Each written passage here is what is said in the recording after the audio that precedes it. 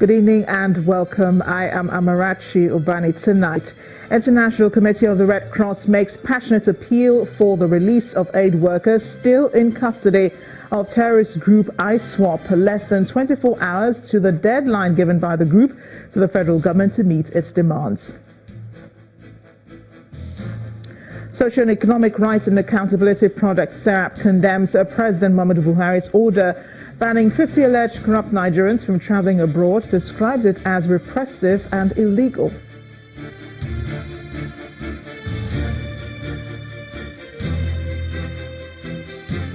European Union and the Independent National Electoral Commission, INEC, partner to educate Nigerian youths ahead of the 2019 general elections.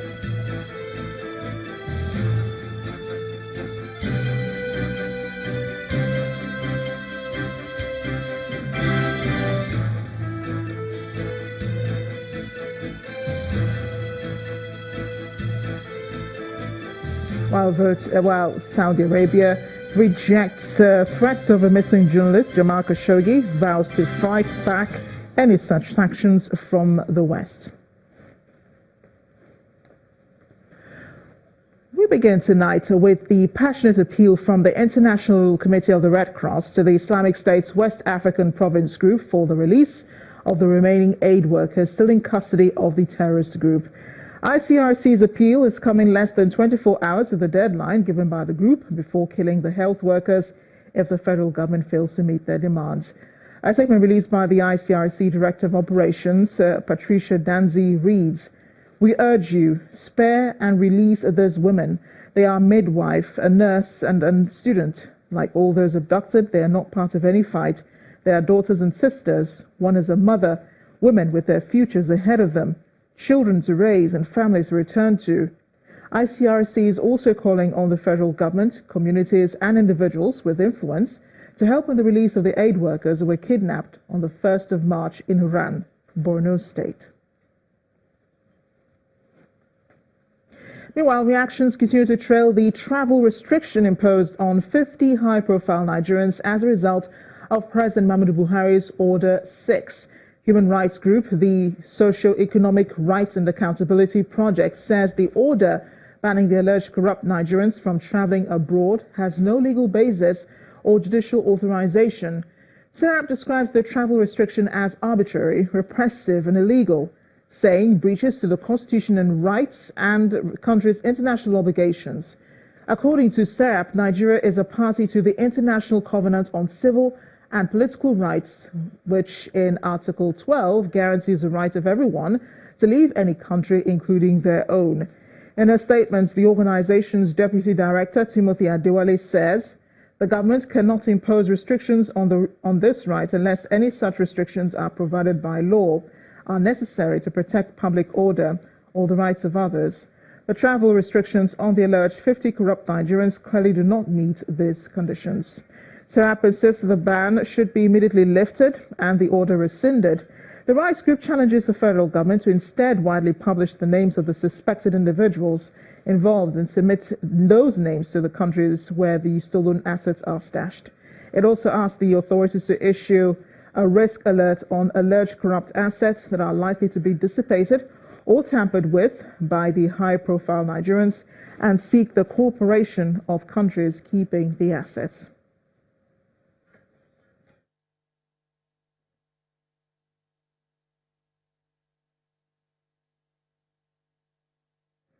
The European Union, in collaboration with the Independent National Electoral Commission, INEC, and other organizations, has embarked on a voter education program for the youth in Adamawa State. As part of its awareness program, students of the Modibo Adama University were enlightened on the importance of having their voter's card and full participation in the electoral process. In addition to receiving counsel on how to shun selling their votes, several students also volunteered to take the message to fellow youths. The 2019 elections are fast approaching, and the Independent National Electoral Commission, INEC, is taking steps to ensure maximum youth participation. The Commission, in partnership with Youth Initiative for Advocacy, Growth and Advancement and the European Union, launched a campus outreach program to higher institutions. Students of Modibo Adama University of Technology, Yola in Adamawa State received the program with open arms as they queue up to register for the Voter Education Volunteer Program in the university.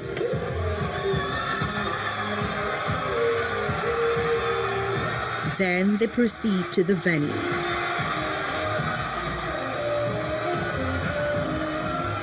The Vice-Chancellor of the university tells the students why they've been called upon. We have the highest concentration of celebrities in 1 square mile in this country. And of course, they are here because of you.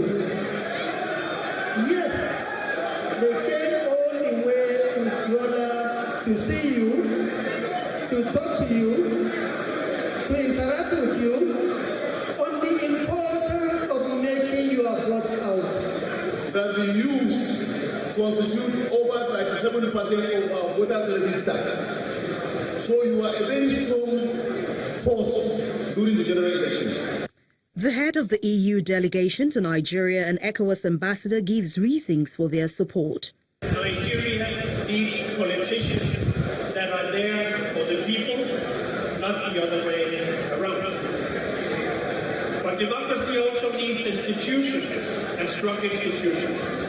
And that is why we as the EU have supported INEC, that is why we have supported ECOWAS, YAGA, that is why we have supported the National Assembly, the political parties, because we know that building these institutions is the way forward in terms of consolidation of democracy. As the Independent National Electoral Commission enlightens the youth on the importance of participating in the electoral process, it is now left for the younger generation to exercise their rights and take a stand in the forthcoming elections. The presidency has been reacting to the executive order which President Buhari has asked for its full implementation, which also led to the travel restrictions on some Nigerians currently facing corruption trials. According to the presidency, some of those cases have been ongoing for about 7 to 10 years with no end in sight, and the cases mostly originated by other administrations than the Buhari administration. The president's senior media assistant, Mr. Garba Shehu, says there is no other time right for the implementation of the law than now. He says the decision of the government to fight corruption is not targeted at anyone. Mr. Shehu was guest in our political program, Sunday Politics. These cases are mostly known by most Nigerians. They are cases that have been in the public domain. Most of them were never really instituted by this administration. They go back 7 to 10 years back. The worry then is they are not making progress, and the administration wants to move very quickly with these cases so that they are brought to conclusion. As I said to you, this is a matter in the domain of the immigration services and other securities who have the duty of enforcement. These cases have been there, as I said, 7-10 years back or even more. And they are mostly known. That's the point we're making. They know themselves. These cases have been delineated, clearly spelled out over the years. We are very familiar with them. Some of us, perhaps Nigerians, are tired of hearing of these endless trials that have led to nowhere and that have held our judiciary captive. So everyone wants to see them ended. That's the point. Everyone is complaining. The judiciary wants to move forward. But the legal acrobatics, people are using illegally acquired money and property, and they're using this to compromise investigation. They're using it to sometimes compromise prosecution, and they're making it very difficult for our courts to function. So therefore, it's in our interest as a nation that all of these matters are quickly brought to end. And if it's your money, you take it home. If it is not, you return it to the treasury. Meanwhile, Senior Advocates of Nigeria Chief Robert Clark, also a guest on the program, says the government cannot employ an open jacket approach to restrict any citizen's movement, as it will infringe on such persons' rights to freedom. The legal icon pointed out the decision to seek the implementation of the Order 6 is right in fighting corruption and recovering stolen assets, but the execution of the travel ban has to be done by seeking an ex parte order, or in some cases, that some of the persons are already under travel restrictions based on the nature of the cases.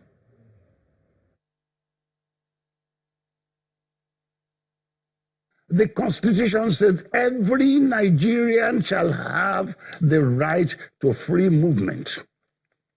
You see what I mean?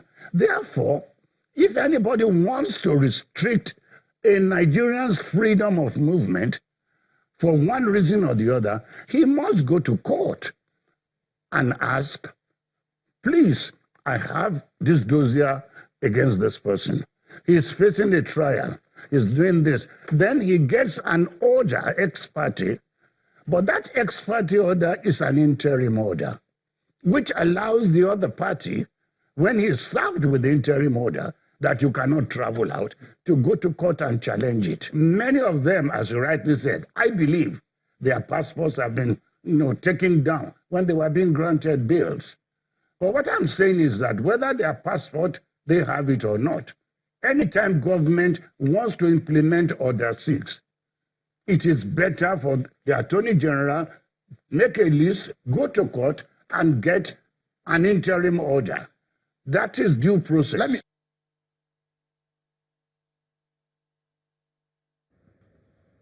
1 week after the People's Democratic Party's national convention, the governor of Rivers State, Nyesom Wike, said the party's decision remains binding on all members, irrespective of their differences. Governor Wike, who was speaking at a Thanksgiving service for the successful conduct of the convention in the state, restated his commitment to the party's choice of presidential candidates. I supported Alhaji the Mutawala of Sokoto, Aminu Waziri Tambawa, fully. I have no regret. But the party has made a choice, and I cannot go back. I must support that choice of the party.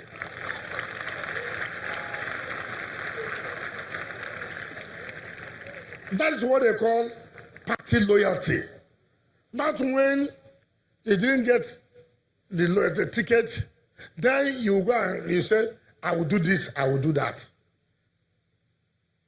If you get it, some other person will also say, he will do this or he will do that. That is not politics. I was to run as a senator in this state. At the dying minute, I was told to step down for George Sekibo. I obeyed. Heaven didn't fall. I didn't know that God didn't plan that I should be senator. He said I would be governor. I didn't know. Today, I'm governor. In part 2, after the break, Channel Television's data analyst Babajide Ogusanwo joins us to examine the provisions on electoral spendings few months to the 2019 general elections. Stay with us.